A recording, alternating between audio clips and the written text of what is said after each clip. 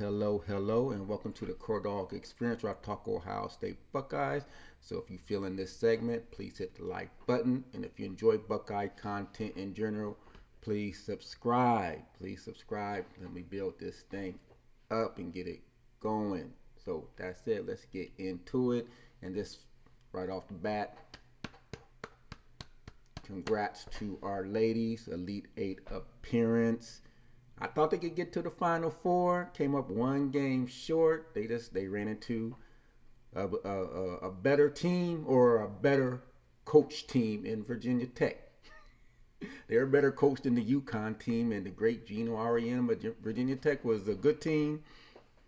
At the least a better coach team. They were more prepared for the pressure that Ohio State's known to do, and they had a big person inside we couldn't do anything with for the most part. So hats off to the ladies on a tremendous year. Sweet 16 last year. They advanced a game further this year and got to the Elite Eight, knocking off UConn in the process. So it was the number one seed, y'all. We got knocked out by a number one seed. Much better than what some of the teams McGuff has lost to in years past. So there's improvement. There's improvement. I think he's getting better, and hopefully he can keep it going.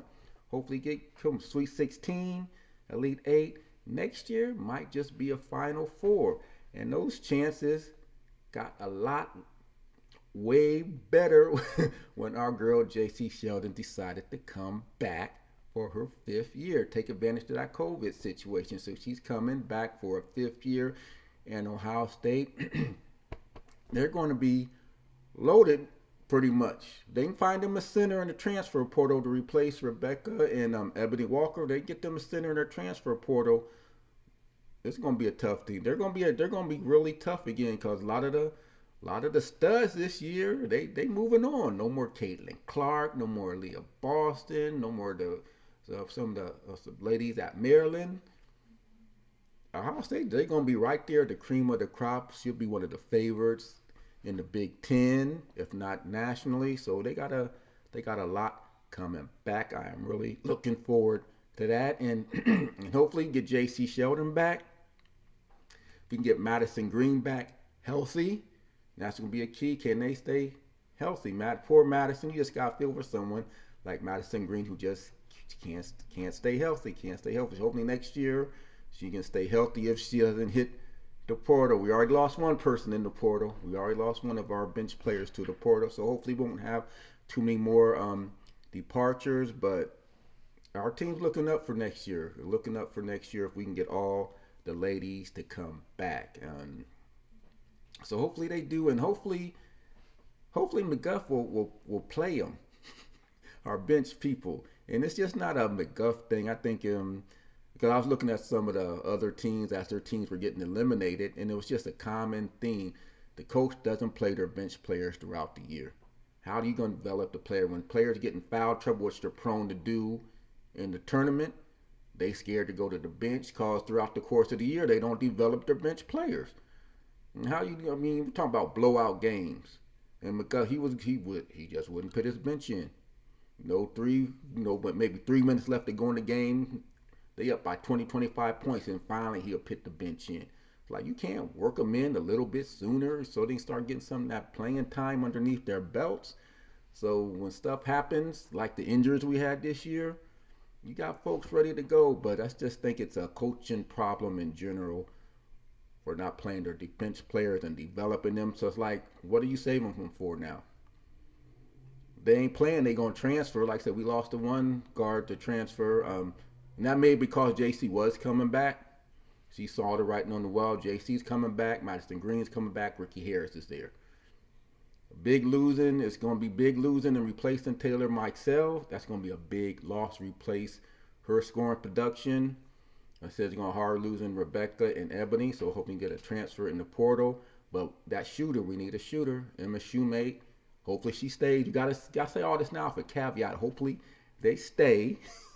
Because MSU may has that potential. And then, like I said, some of their bench players were prolific scorers in high school. So hopefully will remain and stay. I'm looking at you, Kai Henderson. Hopefully you remain and get some playing time next year. But our ladies team, again, hats off to them. They lost to a number one seed. It's hard to complain when you lose to the number one seed. Virginia Tech, not your typical power, but they were a number one seed for a reason, and they showed it. They proved it.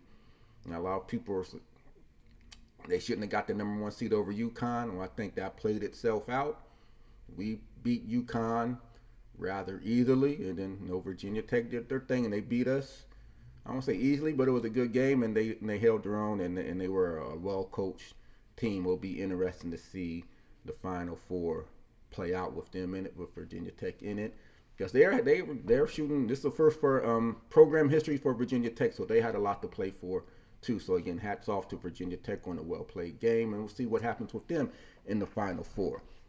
But if you like college basketball, in particular, I watched the women's game. If you guys have followed me, you know I follow the women's game.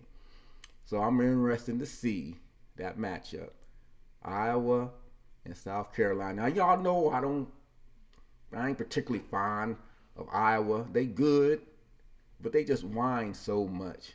And I know I take it out on the players, but that comes from the coach. You watch that coach. That's all she do. That's all she do. She just whine the whole. As soon as you cross half court, she whining. Either her team never fouls, and they always getting fouled. You think she was in the NBA coaching, because that's all they do in the NBA is whining. That's all she do is whine, and it carries down to her players. Caitlin Clark, she got a great player. She's probably the most terrific person off the court, but I just can't. It's hard to watch her. She's fun to watch because she's a great player. But she whines every single time. So it's gonna be interesting to see that matchup with South Carolina, because that's a big athletic team. They got the size that can pressure Iowa's guards. Because Iowa's, they're not just Caitlin Clark.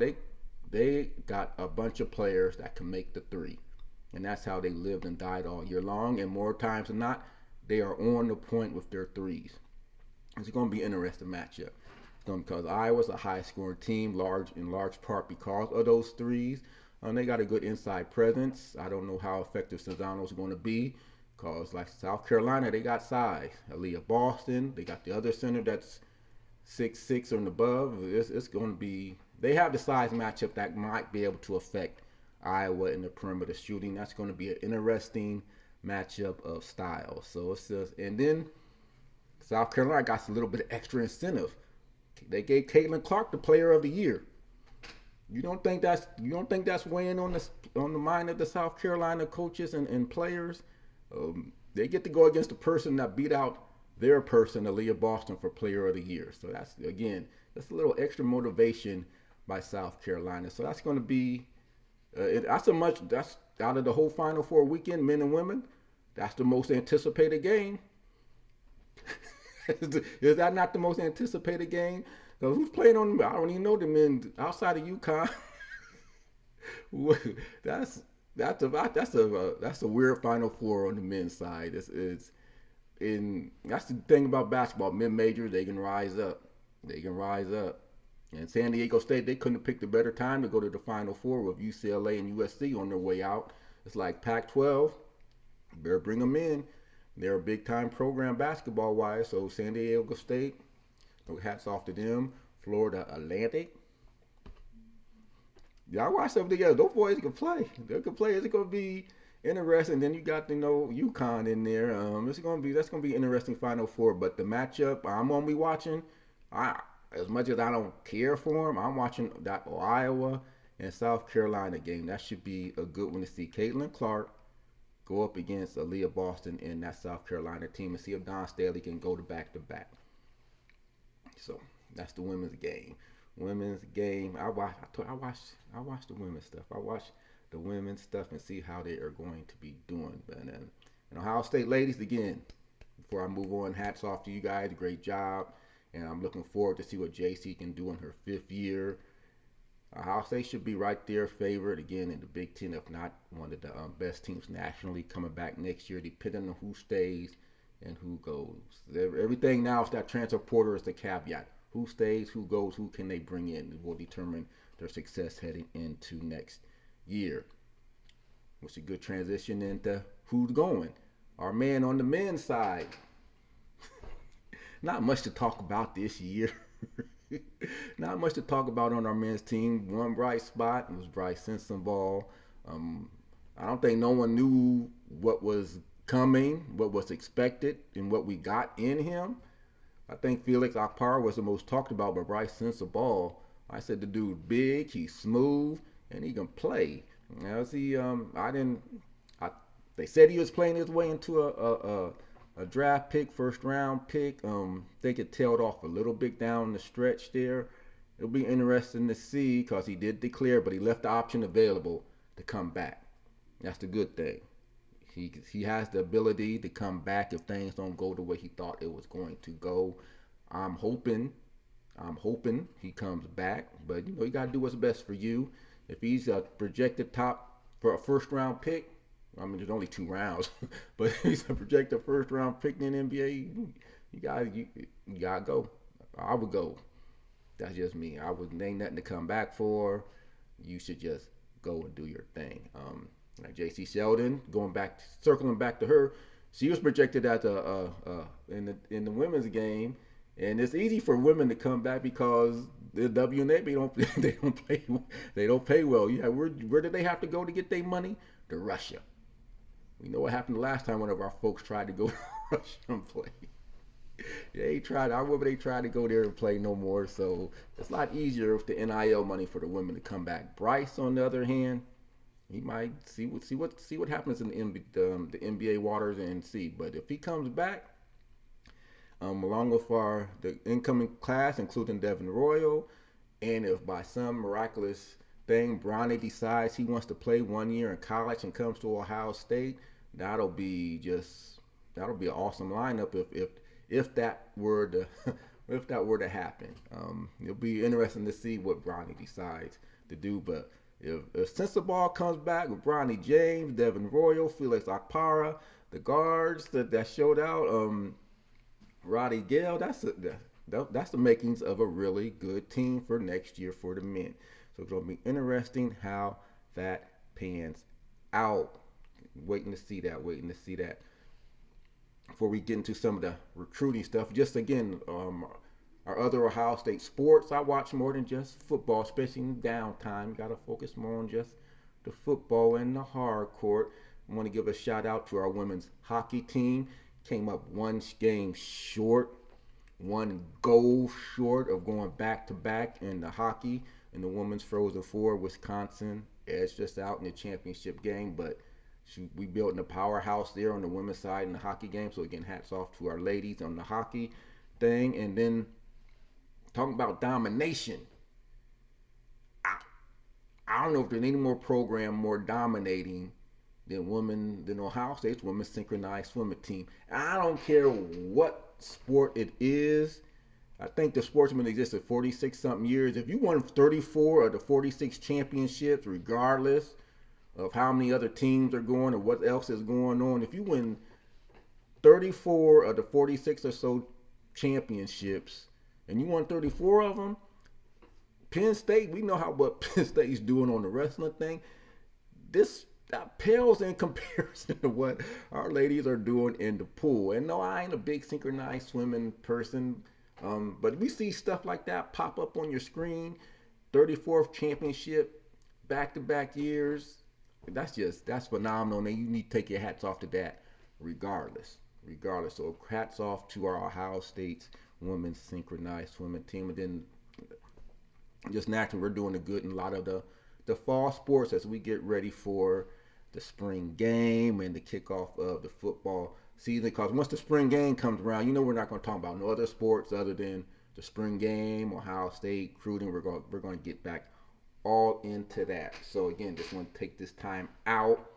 I came on here when we beat UConn, so I'm back on here now since our ladies lost to say hats off to them for a great season, Elite Eight, and looking forward to what they can do next year. And boom, again, just a phenomenal season for them. Kevin McGuff, keep it going. And next time out, it's time getting ready for football. Spring game is 2-3 weeks out. The battle, I don't think it's much of a battle, but the battle, Kyle McCord Devin Brown, and just from early indication, Kyle McCord is doing this thing in spring practice. Some of our younger receivers are stepping up, so it's going to be interesting and looking forward to getting into that and pivoting back into some of the football talk, some of the expansion talk. All that is upcoming. I told you what I would do, Corey the commish would do. Hey, it's an exciting time in college football. Whether you like it or not, changes are happening. So, again, if you're liking this segment, you like Ohio State Buckeyes, like football, Buckeye talk in general, check your boy out. Help me build this thing up. And until next time, OHIO, go Bucks.